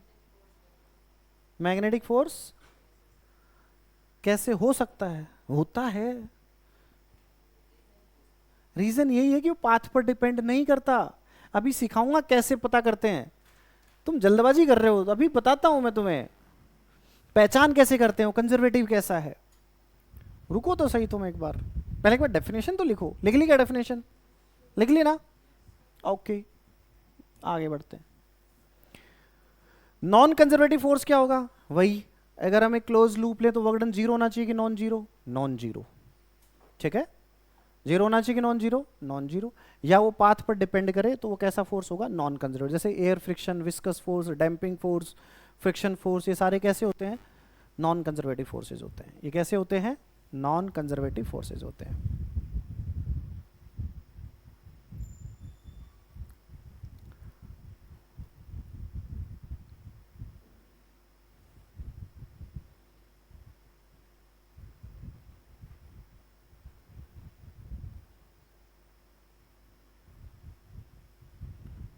इतना सीरियस क्यों हो रहा है भावेश?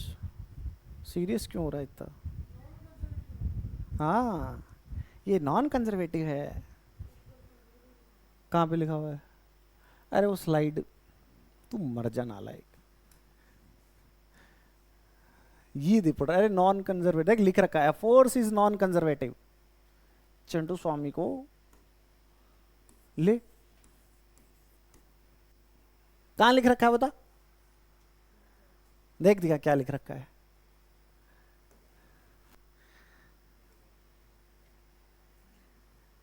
कहां मिट गया? लिखो जी। अभी इसको मैं अच्छे से एक्सप्लेन करूंगा, चिंता मत करो, कैसे पहचान करते हैं हम कंजर्वेटिव है कि नहीं है। This is the difference between conservative non conservative. बोलो क्या है? वर्क डन किस पर डिपेंड, पाथ पर डिपेंड करता है क्या कंजर्वेटिव का? नहीं। नॉन कंजर्वेटिव का पाथ पर डिपेंड करता है? हाँ। क्लोज पाथ में जीरो है कि non zero? Zero. Close path में कैसा होगा? Non zero. सेंट्रल होता है न्यूचर में। सेंट्रल फोर्स क्या होते हैं मैंने बताया था? सेंट्रल फोर्सेस क्या होते हैं बताओ? नहीं कुछ भी। ये देखो ज्ञान बिखेरा है इसने कहीं से, कुछ भी। बट ठीक है, कोशिश तो करिए कम से कम। तुम हंस रहे हो नालायक को, तुमने तो कुछ बोला भी नहीं, इसलिए कम से कम कुछ तो दिमाग लगा। सेंट्रल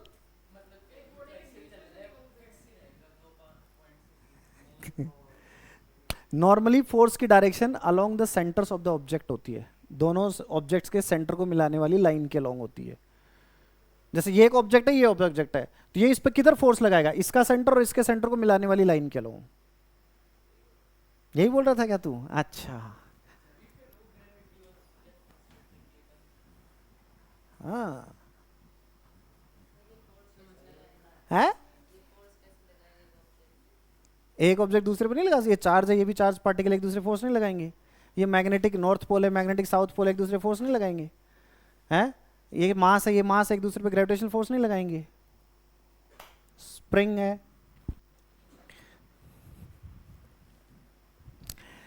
कंजर्वेटिव नाम पता है इसका क्यों पड़ा?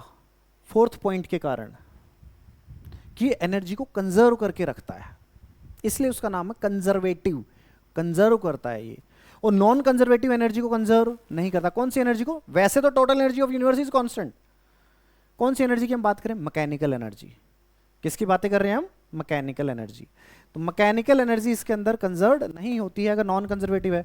तभी तो एक देखो, फ्रिक्शन जब होता है, हमने एक ऑब्जेक्ट को कुछ वेलोसिटी दी, तो थोड़ी देर के बाद वो जाके रुक जाता है ना। पहले उसके पास काइनेटिक एनर्जी थी, थोड़ी देर के बाद कितनी हो जाएगी? जीरो। कौन खा गया? किसने खर्च कर दी? फ्रिक्शन ने। किसने खर्च कर दी? फ्रिक्शन ने। किसी को मतलब सर बोले जा रहे हैं, बोले छापो, अपने छापने पे ध्यान दो, सफाई करो है। बड़ा लो 9 होगा। खर्च करेगा एनर्जी तभी तो खर्च होगी। अरे तो अभी कराऊंगा, तू टेंशन क्यों ले रहा है? तू अगर पॉइंट्स लिख ले ताकि मेरे को दोबारा लिखने ना पड़े। तेरे सारे डाउट्स आज मैं यहां से खत्म करके जाऊंगा, कंजर्वेटिव नॉन कंजर्वेटिव की चिंता मत कर। चाहिए क्लास को एक्सटेंड करना पड़े, फिर डाउट ही नहीं पूछेंगे हम। क्लास एक्सटेंड हो रही है तो फिर रहने दो, डाउट ही नहीं आएंगे हमारे फिर तो। क्यों?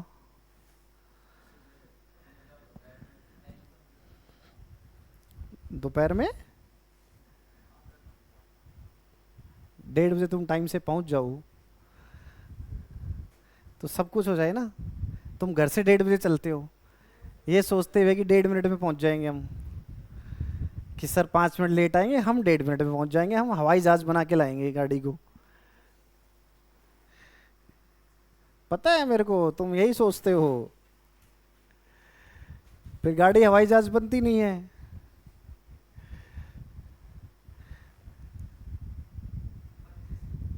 पच्चीस पे चलते हैं ना, कल से आ जाएगा फिर टाइम से। हैं? 1 बजे चलना चाहिए तुम्हें। हाँ, तुम्हारे घर से जितने भी डिस्टेंस है 10 मिनट और पहले चलो, ताकि 10 मिनट पहले पहुंच जाओ। और ये सब तुम ऑन करके रखा करो सारी चीज़ों को। 5 मिनट तो मेरा टाइम वेस्ट होता है। पैनल ऑन कर दिया, ये ऑन कर दिया, ये सब ऑन कर दिया, मेरे को आते ही बस ठक स्टार्ट करो, चलो भाई। नहीं क्या 15 मिनट तुम इसमें खा जाते हो। फिर बोलेंगे मे आई कम इन सर। क्यों भावेश, क्लास के बीच में। भाई साहब तुम्हारी जिस स्पीड है ना उस हिसाब से तुम अटेम्प्ट नहीं कर पाओगे। ये लो हटा दिया। अब सुनो ध्यान से। अबे खाली स्लाइड नहीं डाली क्या मैंने? है, जल्दी करो फिर, 30 सेकंड और दे रहा हूं। जिनकी स्पीड तेज है उन्होंने लिख लिया। किसी ने लिखा है? 1 2 3, वेरी गुड।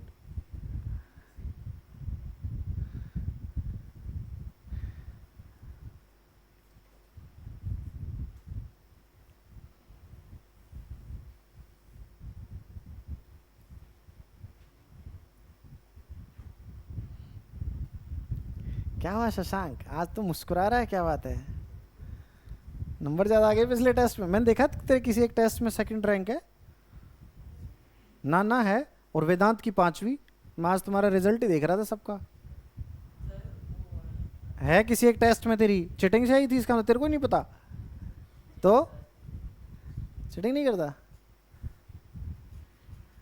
तेरी 7वीं थी शायद उसमें, जिसमें शशांक फर्स्ट थी शायद।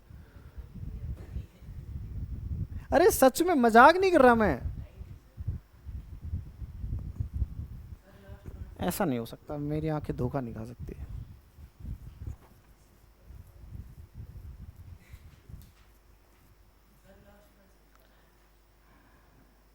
Work done is completely recoverable, recover किया जा सकता है एनर्जी को। इसमें work done is not recoverable. अरे तो रुक तो सही, तू लिख तो ले चिंटू स्वामी, सारी चीजें बताऊंगा। अरे पॉइंट समझ में आएगा, 1 बाय 1 करके समझा दो। पहला पॉइंट, क्या पाथ पर, ये तो डेफिनेशन ही है, ये भी डेफिनेशन ही है। ये सेंट्रल होते हैं, इसमें नेसेसरी नहीं है कि वेलोसिटी डिपेंडेंट हो, वेलोसिटी इंडिपेंडेंट भी हो सकते हैं, तब भी उस केस में क्या होगा वो। Total energy remains constant. इसमें एनर्जी क्या रहती है? एनर्जी का मतलब कौन सी एनर्जी? Mechanical energy. और इसमें मैकेनिकल एनर्जी क्या हो जाती है? डिसिपेट हो जाती है इन फॉर्म ऑफ हीट। ये वाला work done is completely recoverable. Example समझाता हूं, देखो ध्यान से। अगर सोचो मैंने ऐसा एक स्मूथ ट्रैक बना दिया, देखो ध्यान से, देखो चिंटू स्वामी, और मैंने एक ऐसा स्मूथ ट्रैक बना दिया। देख ध्यान से, यहां से यहां ऑब्जेक्ट को मैंने रिलीज करा, तो अगर मैं इसको यहां से रिलीज करा, यहां पे वेलोसिटी बोलो कितनी होगी? 0। अगर ये स्मूथ है, ये क्या है? स्मूथ। कैमरे के आगे आ गया मैं ना। अगर ये स्मूथ है तो ये ऑब्जेक्ट ऐसे जाएगा, यहां पर इसकी वेलोसिटी क्या होगी? मैक्सिमम। और फिर कितनी हो जाएगी? कितनी हो जाएगी? 0। कहां पे पहुंचेगा? अगर ये स्मूथ है तो जितनी हाइट तक गया वापस उतनी हाइट तक ही जाएगा। हाँ, तो mg इसकी स्पीड को यहां बढ़ा देगा, किधर तो कम करेगा, तो यहां के वापस कितनी हो जाएगी? 0। जैसे मोशन अंडर ग्रेविटी करते हैं, मान के चलते कोई एयर ड्रैग नहीं है, हमने ऑब्जेक्ट को ऐसे फेंका, सुन ध्यान से, देख कैसे, यहां पे इसकी स्पीड क्या होती है? मैक्सिमम होती है। फिर जो ही हमने इसको फेंका, यहां पे जाके कितनी होगी इसकी वेलोसिटी? 0। और वापस यहां पर आके कितनी हो जाती है? u। तो क्या इसने एनर्जी को वापस, काइनेटिक एनर्जी उतनी आ गई जितनी से फेंका था? अरे आगे की नहीं आई? आ गई ना। तो क्या वर्क है वो वापस रिकवर कर लिया उसने? हाँ, एनर्जी को वापस जिस फॉर्म में पहले थी वापस उस फॉर्म में आ सकती है। अरे यस और नो? क्योंकि इसमें कौन वर्क कर रहा है? Gravitational force. और ग्रेविटेशनल फोर्स कैसा फोर्स है? कंजर्वेटिव। ग्रेविटेशनल फोर्स कैसा फोर्स है? कंजर्वेटिव। सुनो जी ध्यान से, ओके। एग्जाम्पल देखो जल्दी से, अच्छे का क्वेश्चन है। Which of the following is conservative force? बोलो कौन सा है? कौन सा बोलो? इलेक्ट्रोस्टैटिक्स। खत्म। आगे नॉन कंजर्वेटिव बोलो जी।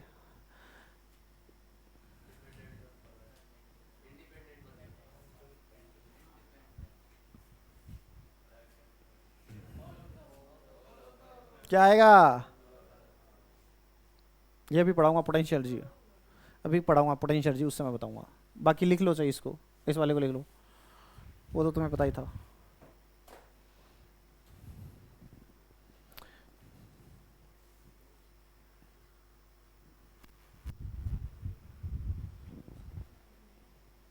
हाँ हाँ, चारों, more than one correct type है तो चारों ऑप्शन टिक करके आओगे, और सिंगल करेक्ट आएगा तो डी आएगा। मोर अप्रोप्रिएट आंसर देना होता है हमेशा। कई बार जब भी कंफ्यूजन आ जाए तो हमेशा देखो मोर अप्रोप्रिएट आंसर कौन सा है, सिंगल करेक्ट है तो, और मोर देन वन करेक्ट है तो जो भी पॉसिबल आंसर हो सारे। हाँ हाँ, और क्या, वो बेवकूफ़ थोड़ी ना है कि कुछ भी मान लो मन में आई हुई। सेक्शंस बने रहते हैं, तुम्हारे यहाँ नहीं बने रहते सेक्शन?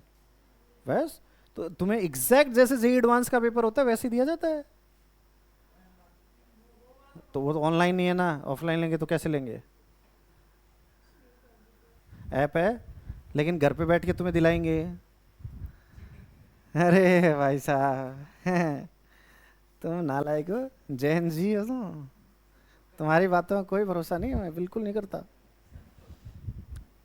तुम पक्का पक्का बोल के कब कच्चे हो जाते हो पता ही नहीं चलता तुम्हारा, है?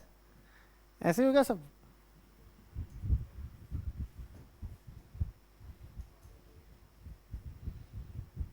क्या होगा? यहीं पे करा ले ऑनलाइन। ठीक है, अच्छा अच्छा, अच्छा है, करेंगे, नेक्स्ट ईयर करेंगे, सेटअप करेंगे एक लैब। जगह ही नहीं है अभी अपने पास, कहाँ करें? बोलो जी।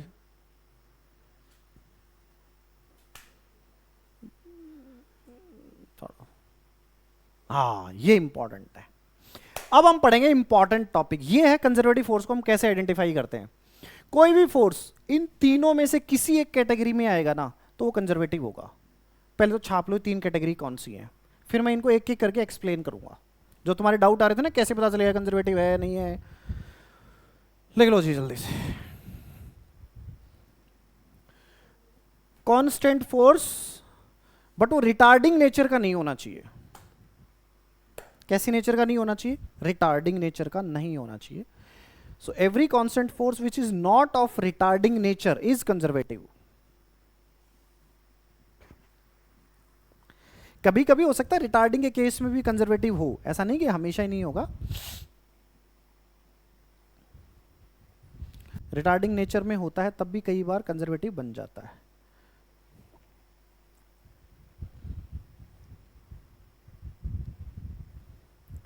हेडिंग लिखो, पहचान कंजर्वेटिव फोर्स। किसको पहचान, किसको पहचानना है बोलो? कंजर्वेटिव फोर्स की पहचान कैसे करते हैं? अगर कोई फोर्स कांस्टेंट फोर्स है तो नॉर्मली हम मान के चलेंगे कि वो कैसा फोर्स होगा? कंजर्वेटिव। कैसा होगा? कंजर्वेटिव। मतलब वो एनर्जी को डिसिपिएट नहीं करेगा इन फॉर्म ऑफ हीट। वो कैसा फोर्स होगा? कंजर्वेटिव होगा। बीच वाली लाइन ये, if x component of the force depends only on x, y component of the force depends only on y, and z component of the force depends only on z, then the force will be conservative. अभी बताऊंगा तो क्यों tension लेता है तू इतनी ज्यादा?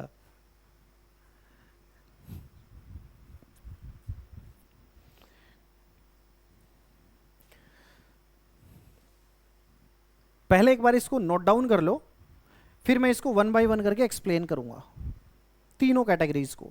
आज इतना ही हो पाएगा, कंजर्वेटिव फोर्स की पहचान ही हो पाएगी। कल पोटेंशियल एनर्जी खत्म कर दूंगा। पोटेंशियल एनर्जी कल खत्म हो जाएगी, परसों और 2 दिन लगेंगे वर्क एनर्जी थ्योरम में, और 1 दिन लगेगा पावर में। 4 दिन के बाद लेवल 1 खत्म, वर्क एनर्जी पावर इतना ही है। फिर लेवल 2 लेवल 3 के क्वेश्चन करेंगे उस पर ढंग से अच्छे से।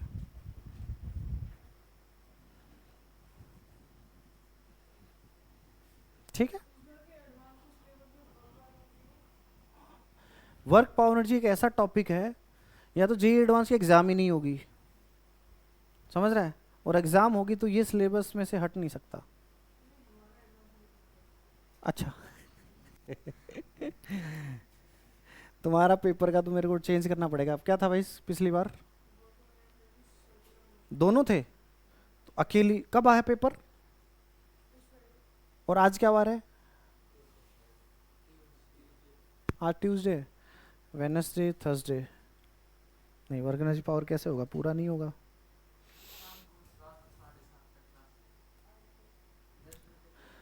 मेरी जिंदगी में और भी काम है तुम्हारी क्लास के अलावा।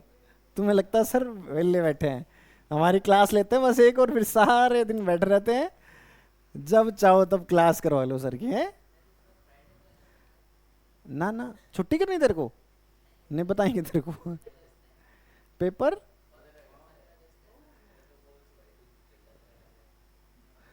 15 अगस्त तक हुआ है।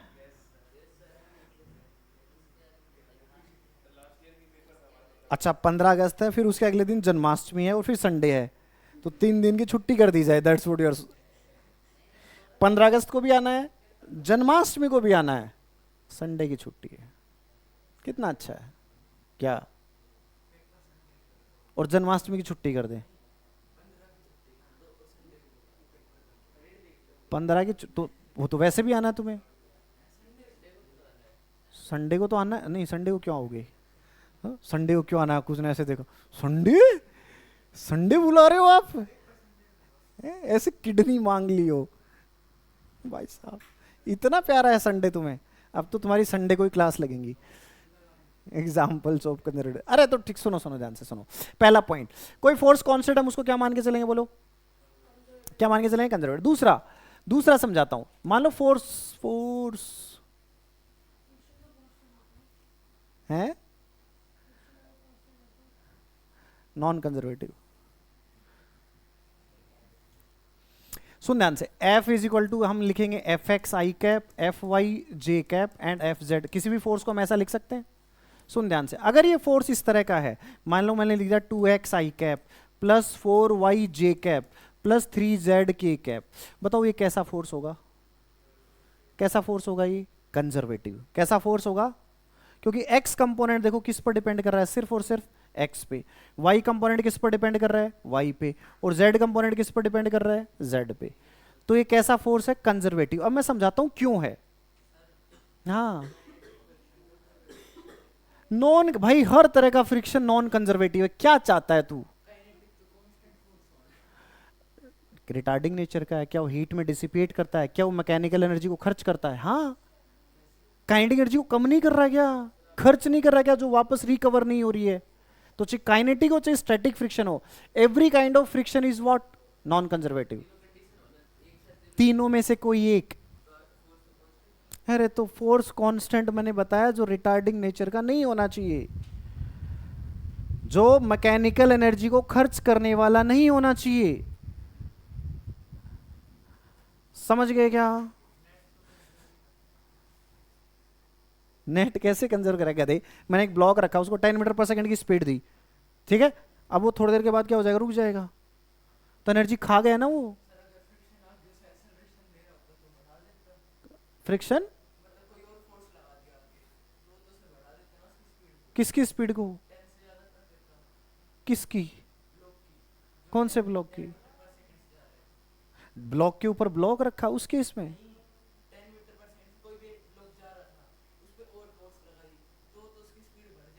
और फोर्स लगाया तो वो बढ़ा रहा है ना, तो वो तो कंजर्वेटिव हुआ, लेकिन फ्रिक्शन तो अपोजिट लगेगा ना उसके स्लाइडिंग के। अरे वो खुद रिस्पॉन्सिबल उस चीज के लिए होना चाहिए।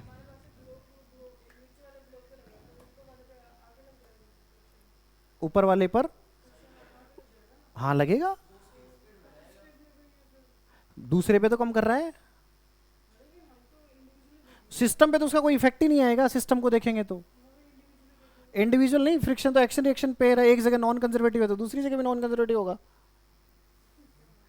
क्योंकि वो पाथ, देखो इसमें सबसे इंपॉर्टेंट होता है वो किस पर डिपेंड करता है फ्रिक्शन। तुम एक पर्टिकुलर एग्जांपल ले रहे हो जिसमें पाथ पर डिपेंड नहीं कर रहा, बट नॉर्मली फ्रिक्शन कोई भी कंजर्वेटिव फोर्स होता है वो पाथ पर डिपेंड करना नहीं चाहिए कभी भी। कभी भी पाथ पर डिपेंड करना ही नहीं चाहिए। जैसे मैं एक एग्जांपल कराता हूं, तुम फ्रिक्शन की बात करो, लेट से, सुन सुन, अरे सुन चिंटू, सुन ध्यान से, मैंने एक सर्कल ड्रॉ करा, ये लो जी, करा सर्कल ड्रॉ। ये सरफेस कैसी है? स्मूथ, तो इस पे फ्रिक्शन लगेगा नहीं। अगर ये है, अगर है, अगर ये सरफेस स्मूथ है तो इसमें फ्रिक्शन लगेगा नहीं, राइट। अब अगर ये रफ है तो इस पे क्या लगेगा फ्रिक्शन, बोलो किधर लगेगा, किधर लगेगा बोलो, किस डायरेक्शन में लगेगा, हर एक पॉइंट पे पीछे लगेगा, लगेगा कि नहीं लगेगा। मैं किसी भी इंस्टेंट पे देखूंगा तो वर्क डन बाई फ्रिक्शन बोलो कितना होगा, वर्क डन बाई फ्रिक्शन बोलो कितना होगा, कितना होगा बोलो, तुम कहोगे friction force into displacement. Friction force इस पे कितना लग रहा होगा, म्यू एन, कितना लग रहा होगा, म्यू एन। छोटे से कोई भी डिस्प्लेसमेंट को मैं देखूंगा वो कितना होगा, dx, और उनके बीच का एंगल कितना होगा, 180। 180 क्यों, क्योंकि मैं जो ही इसको ऐसे लेके जा रहा हूं, इस पे पीछे की तरफ क्या लग रहा है, फ्रिक्शन, पीछे लग रहा है ना, और ये जा किधर रहा है, आगे की तरफ। मैं अगर इसको इधर ऐसे लेके आ रहा हूं तो इसका डिस्प्लेसमेंट कौन सी डायरेक्शन में, आगे, फ्रिक्शन किधर लग रहा है, पीछे। अरे ये सुनो संतोष, तो कितना आ जाएगा, म्यू एन डी एक्स। अगर मुझे टोटल वर्क डन निकालना है तो मैं क्या कहूंगा, इंटीग्रेशन डी डब्ल्यू, माइनस का ऑफ कोर्स, तो minus mu N integration d x, क्योंकि म्यू कांस्टेंट है, एन कांस्टेंट है, इंटीग्रेशन के बाहर आ जाएगा। डी एक्स क्या चीज है, d x d x d x d x, इस पूरे को ऐड करेंगे तो बोलो क्या आ जाएगा, 2 पाई आर। तो work done by friction zero आया क्या, क्या work done by friction zero आया, नहीं, क्लोज पाथ में नहीं आया ना। तो कैसा फोर्स है, कंजर्वेटिव कि नॉन कंजर्वेटिव, नॉन कंजर्वेटिव।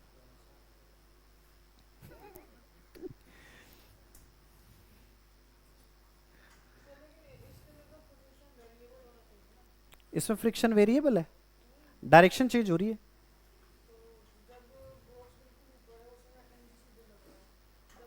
ऐसे नहीं है सर्कल में, ऐसे ड्रॉ कर रहा हूं हॉरिजॉन्टल, गदेलाल। हाँ, नॉर्मल चेंज हो जाएगा, नहीं समझे क्या।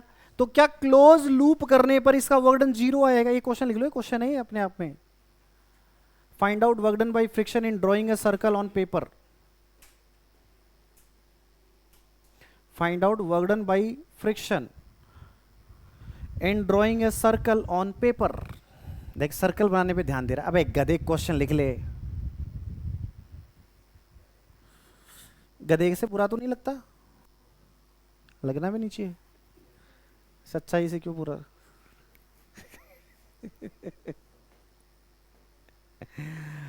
अरे नहीं मजाक कर रहा हूं, गधे का मतलब होता है मेहनती बच्चा।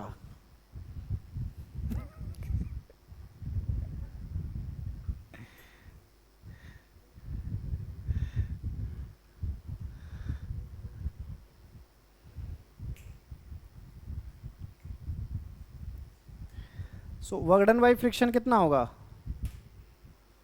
वर्क डन बाई फ्रिक्शन कितना होगा भाई साहब, माइनस म्यू एन इंटू 2 पाई, और एन की वैल्यू कितनी हो जाएगी, एम जी, जो भी पेंसिल का मास होगा। तू तो क्वेश्चन दिया होगा ना कॉन्टेक्स्ट में, कुछ तो देगा कि कुछ भी नहीं देगा। मास देगा तो नॉर्मल लगाएगा, एम जी कॉस थीटा हर एक एंगल पे चेंज होगा। कराऊंगा, तू चिंता क्यों कर रहा है, सारे ही क्वेश्चन कराऊंगा मैं, अभी तो बेसिक लेवल करा रहा हूँ। हाँ, अभी तो तुम्हें इंट्रोडक्शन करा रहा हूं कॉन्सेप्ट से, कि हाँ ये कॉन्सेप्ट होती क्या है, बेसिक आइडिया से। अब मैं किसी और चीज पे चला गया, बताओ ये कैसा फोर्स है, बताओ कंजर्वेटिव है कि नॉन कंजर्वेटिव, कंजर्वेटिव कि नॉन कंजर्वेटिव। अब मैं इसको बताता हूं क्यों है ये कंजर्वेटिव, ये कंजर्वेटिव क्यों। सुन ध्यान से, कल मैंने एक फॉर्मूला लिखाया था, बताओ वर्क डन का, क्या लिखाया था बोलो, एफ एक्स डी एक्स, याद करो, F Y D Y and F Z D Z. सुन ध्यान से, एफ एक्स में क्या आ जाएगा, 2x dx। अरे ये सुनो संतोष, एफ वाई कितना है बोलो,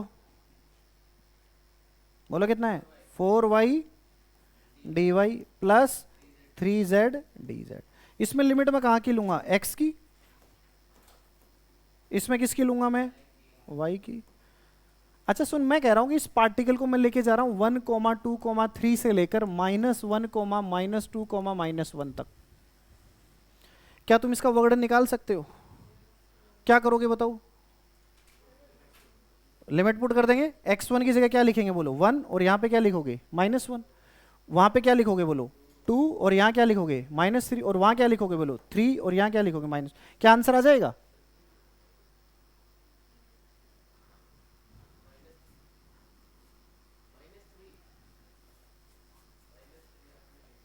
कहां लिख रखा है -3। अरे तो तू मर जा नालायक, समझे क्या भाई साहब? नहीं समझे क्या चिंटूश? पक्का क्या? अब एक बात बताओ, मैंने तुम्हें बताया कि मैं इसको यहां से यहां कैसे लेके जा रहा हूं? कहां बताया मैंने? फोर्स तो बताया है मैंने, ये बताया कि किस पाथ के अलोंग लेकर गए हो। क्यों? मैंने कब कहा? अरे तो सुन रे चिंटू स्वामी, लेट से 1,2,3 है एग्जाम्पल के तौर पे, ये -1 -2 है, -1 -2 का मतलब इधर, ठीक है जी, ये पॉइंट है। इस पॉइंट से इस पॉइंट तक तुम ऐसे भी जा सकते हो, तुम ऐसे भी जा सकते हो, ऐसे भी जा सकते हो, कैसे भी जाते, हर में आंसर यही आता। क्योंकि कहीं पर, अरे फोर्स तो उतना ही लगा रहे ना गधे, पाथ अलग अलग हो सकता है ना, मैं यहां से यहां तक इतना ही फोर्स लगा के मैं ऐसे ला सकता हूं, ऐसे ला सकता हूं, किसी भी पाथ के अलोंग लेकर आओ। अबे गधे, फोर्स की डायरेक्शन फिक्स है, किसके अलोंग लेकर आ रहा है वो तो तेरी मर्जी है ना। तू ये सोच रहा होगा कि इसको मैंने फ्री छोड़ दिया इस फोर्स के इन्फ्लुएंस, नहीं, मैं बाहर से एक्सल फोर्स भी लगा रहा हूं, इस पे ये फोर्स भी लग रहा है और मेरी मर्जी से मैं एक्स्ट्रा फोर्स, मैं इसको ऐसे ही लेके आ रहा हूं, साथ साथ ये फोर्स भी लग रहा है, तो मैं उसको एडजस्ट कर रहा हूं अपनी मर्जी से और मैं ऐसे लेकर आया, और मैंने कहा कि इस फोर्स का वर्णन बताओ, क्या वो इस पाथ पर डिपेंड करेगा क्या? क्यों नहीं कर रहा? क्योंकि इंटीग्रेशन करते वक्त हमें पाथ की जरूरत नहीं पड़ रही, क्योंकि एक्स वाला सिर्फ किस पे डिपेंड कर रहा था? एक्स पे। वाई वाला किस पर डिपेंड कर रहा था? वाई पे। और जेड वाला किस पर डिपेंड कर रहा था? जेड पे। तो नॉन कंजर्वेटिव होता, क्योंकि फिर मुझे स्पेसिफिकली बताना पड़ता है एक्स वाई जेड में क्या रिलेशन है, अभी कराऊंगा उसका। अरे इसका इंटीग्रेशन करने पर मुझे ये नहीं पता करने की जरूरत पड़ी ना कि एक्स वाई और जेड में क्या रिलेशन है। नहीं समझे क्या? नहीं समझे यार तुम लोग? समझ गए ना? बेसिकली मैं इस पार्टिकल को एक तो ये फोर्स लगा रहा हूं, उसके साथ साथ मैं एक्स्ट्रा और लगा रहा हूं, मैं इसको ऐसे लेकर आऊं या फिर मैं इसको ऐसे घुमा के ऐसे लेकर आऊं, हर केस में इस फोर्स का वर्णन इतना ही आएगा। क्या वो पाथ पर डिपेंड किया? क्या पाथ पर डिपेंड नहीं किया, इसलिए वो कैसा फोर्स है? कंजर्वेटिव। नहीं समझे?